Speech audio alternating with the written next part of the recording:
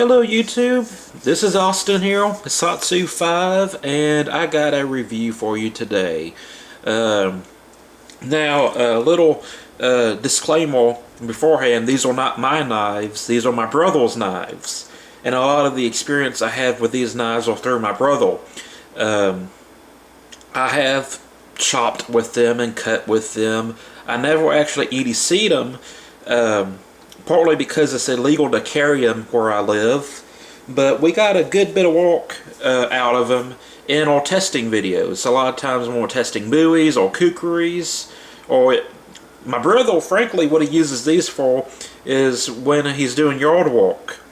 And anytime he might need a machete, but he doesn't want to pack a full-size machete, just, cutting small limbs, small trees, or shrubs. This is his go-to knife. And just a little story how he came across these knives. He originally bought this type of, or this knife, not this particular one, but a Rajah 2. And he reprofiled the tip to make it a kukri buoy hybrid. And the reason why I did this was so he could legally carry it.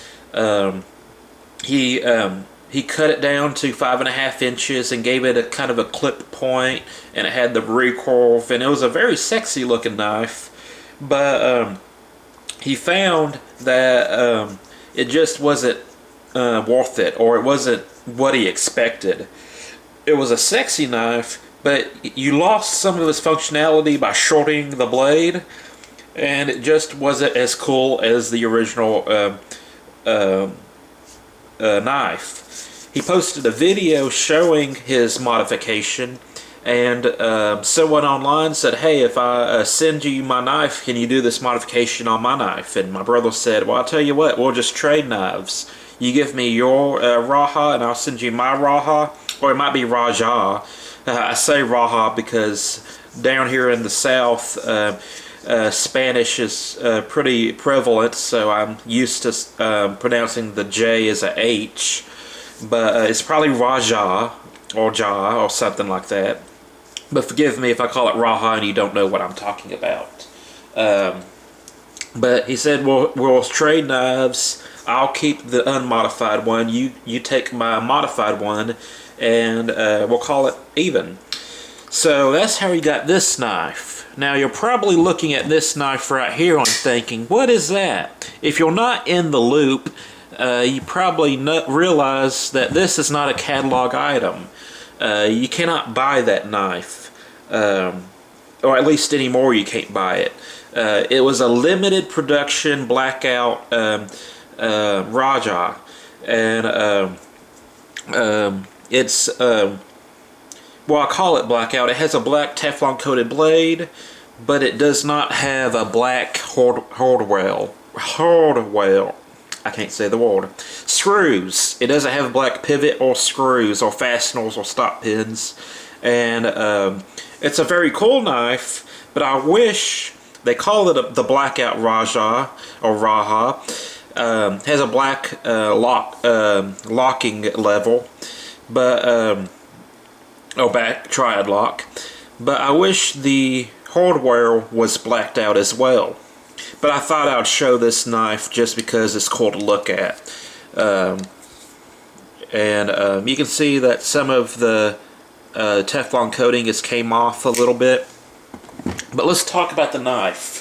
I usually get the specifications out of the way before I do the review because, frankly, it's the boring part. You can look this up, but it's just much easier for me to talk about it now, so you know what I'm talking about. You know how big these are.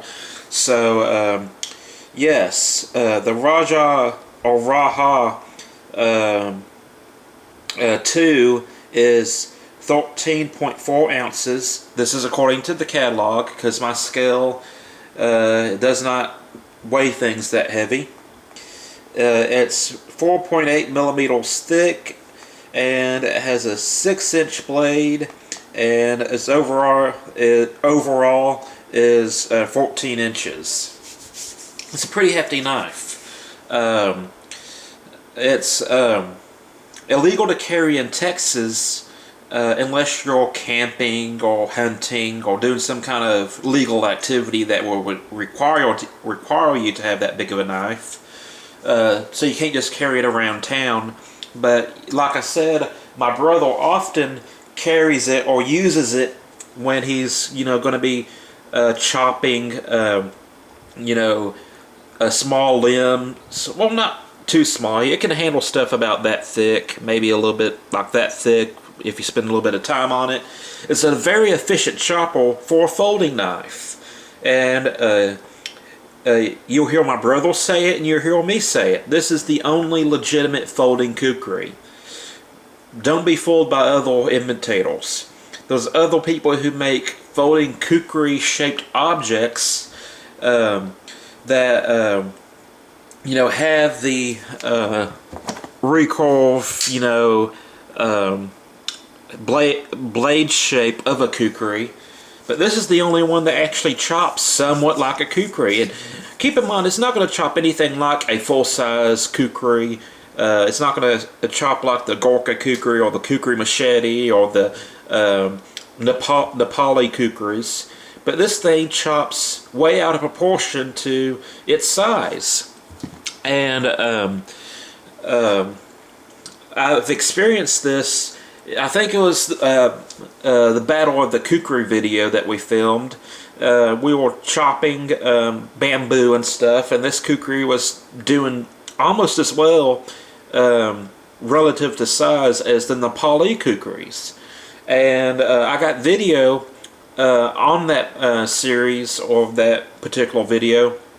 I got footage of the Cold Steel Rajah 2, which is what this is. You can't get the Rajah 3 anymore. Out chopping a full-size buoy. This is the Ontario Bagwell Gambler, which has some distal taper. It's a very lightweight buoy compared to other buoys. It's a fighting buoy. It's a true fighting buoy.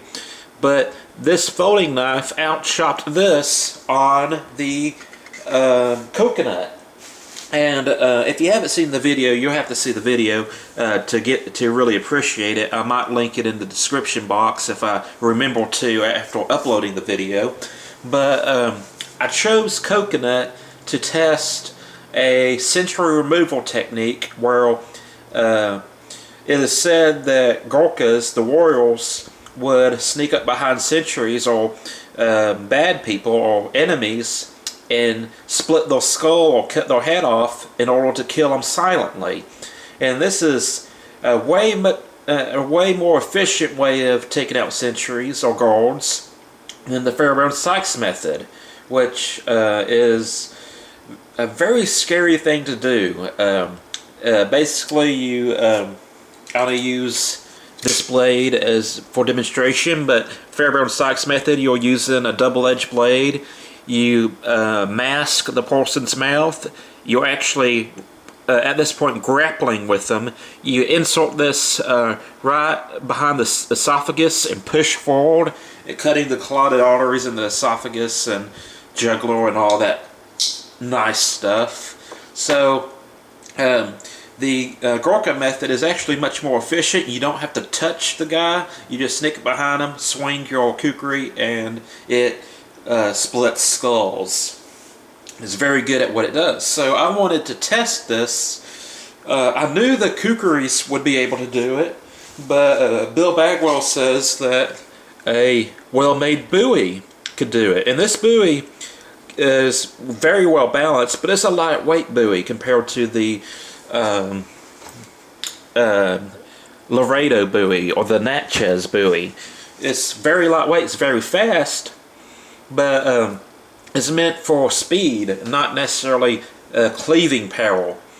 So it wasn't really any doubt in my mind that the kukris can do it, but I wanted to test if this could do it. So I included this in the Battle of the Kukris video.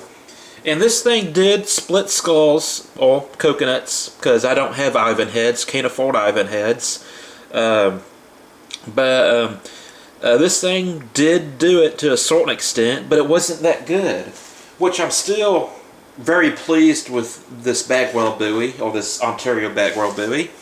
And then my brother was like, hey, we should try my Rajah. It's a kukri. We featured it in the kukri comparison video, the Battle of the Kukris. You know, let's try splitting a coconut with this. And this thing out-chopped the Bagwell easily. It has much more weight forward. The handle itself is heavier, so it's very heavy relative to other folding knives. So it has a lot of chopping power, and it's good at thrusting as well. I mean, it's not like the best thrusting knife, but it will get the job done. Trust me, Prisoner's been shanking people with screwdrivers. This is gonna slip in like a stiletto. So, anyways, you can see the wear and tear on the knife. It's been used, so this is, although we don't carry these knives around town, these knives do get used. I want to stress that very much. But anyways, yeah, like I said, it split coconuts a lot better than the buoy. It chopped bamboo a lot better than the Gambler buoy. It's just a very, very good folding knife design. But it does have some faults in it. First off, well, really the biggest fault in it is the pocket clip.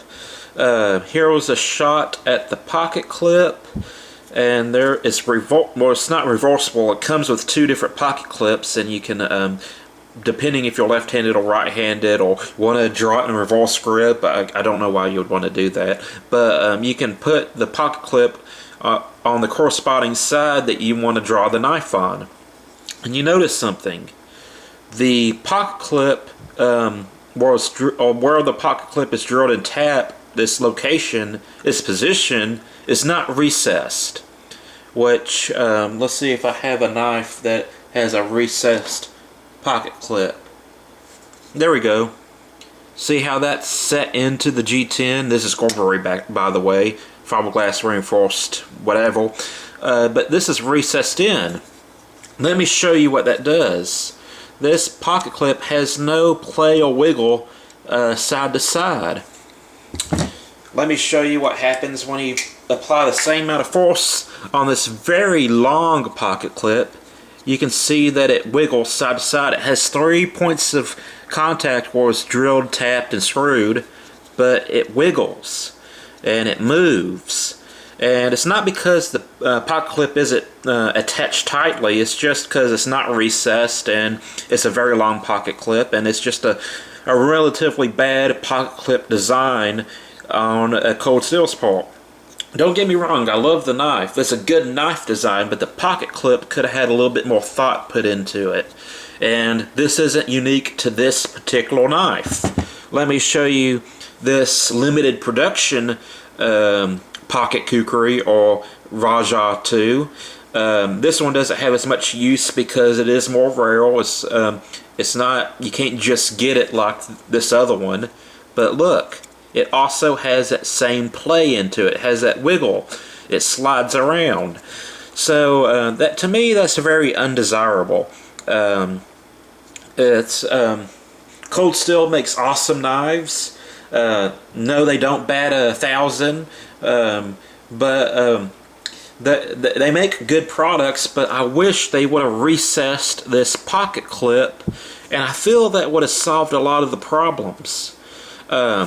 Of course, another problem I have with this particular knife, not with this one, I always believe that the pocket clip should match the blade. Doesn't matter what the handle's made out of and what color it is, the pocket clip should match the blade. This, you got a black pocket clip with a satin blade, and that is a personal quirk of mine. I like my pocket clips to match the blade. it's a good contrast to the handle material, and it also matches nicely with the blade. But if you do a blackout version, it makes it, you know, all stealthy and stuff if everything's black. But I just think on the non-blackout version, we would have been better off with not Teflon coating the pocket clip. And I generally don't like Teflon coated pocket clips because they get wear and tear on them, and you know, makes it look a lot. It makes it look beat up, which isn't a terrible thing because some people like a little bit of character. I prefer DLC coating to Teflon coating, which congrats, or thanks to Cold Steel, their new product line for 2015, all the blackout blades, or most of them at least, are DLC coated, which I think is a good thing. I love DLC coating. Yeah, these knives are true pocket kukris.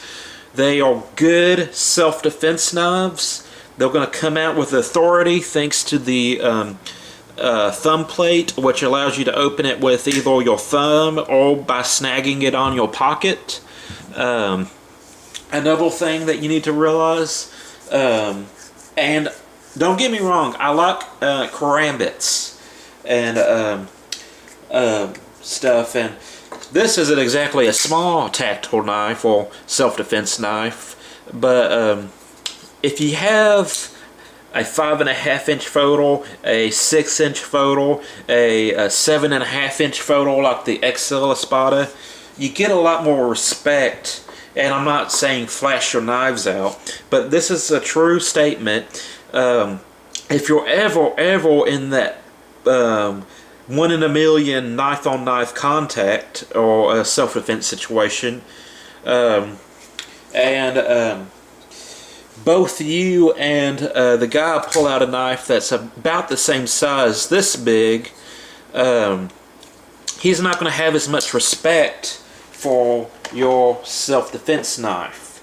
Same being said, if you pull out, this isn't exactly a tactical knife, but if you pull out a tactical photo, let's just pretend this is a tactical photo with this size blade, which I think is about 2.5, 3 inches, or even a 4-inch knife like this, they don't generally respect the blade as much, or there's the possibility that they don't respect the blade, so they're going to just charge in full speed, and they might not care if they get cut, they're going to cut you.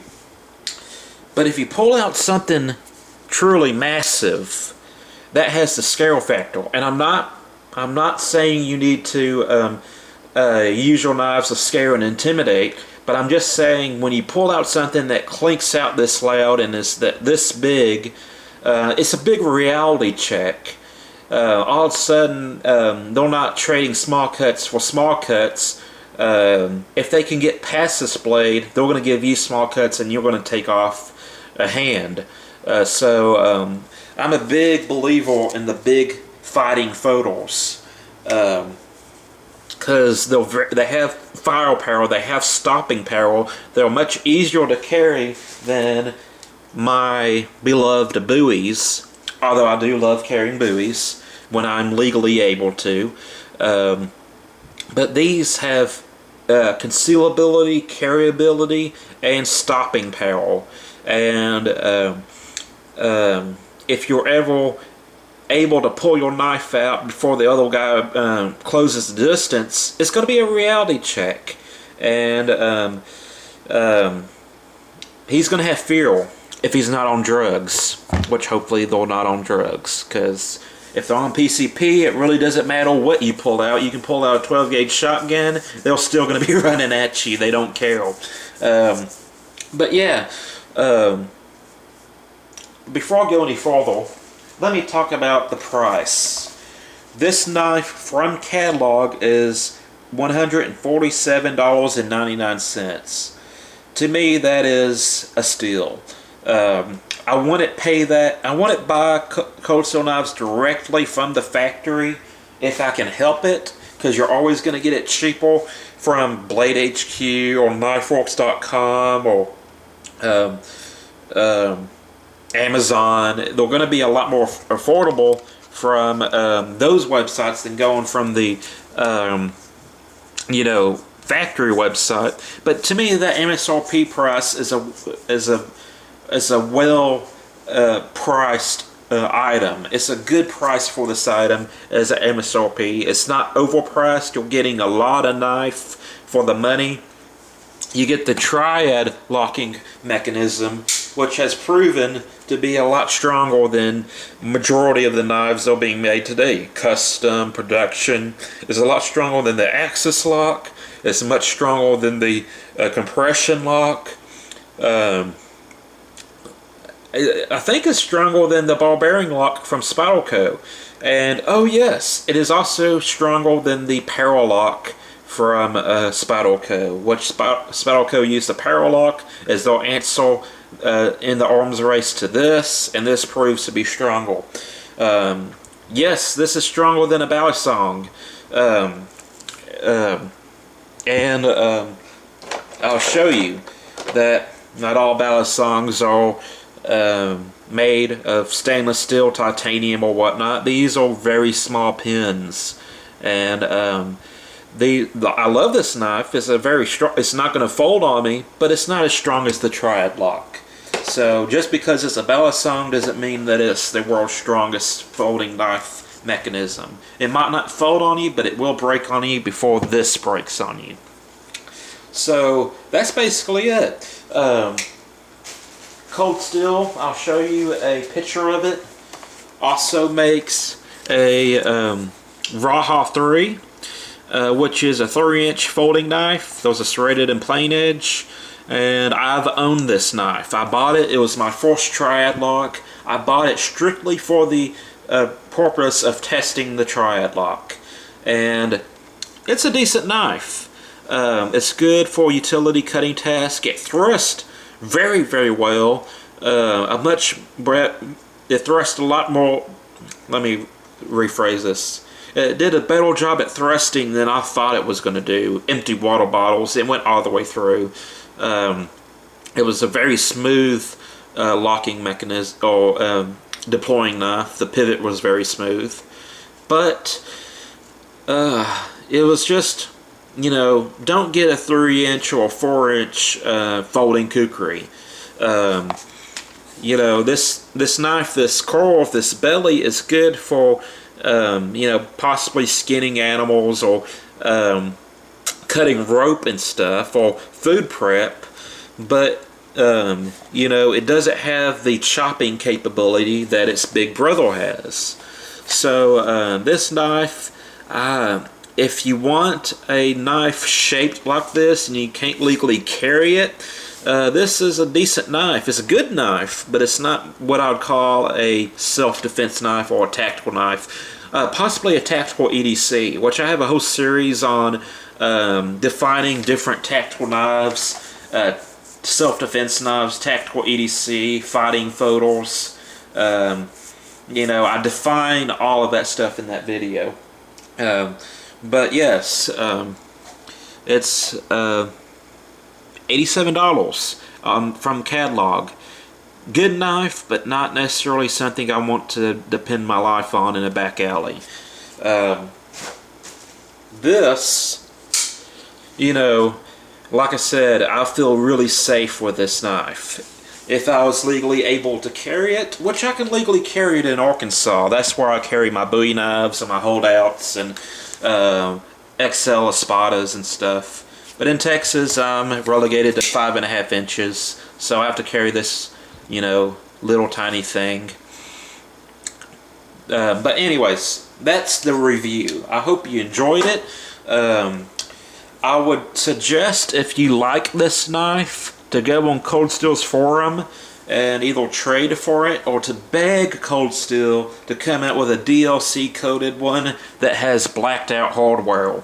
I'm in XHP steel. I am very, very confident. I'm pretty sure of myself. If they came out with this knife in DLC coating, blacked out hardware, especially with a recessed pocket clip indention thing, that I would buy it in a heartbeat. So that's it. Thank you for watching my video. I hope y'all have a great day. I'm a Satsu 5 and I'm out.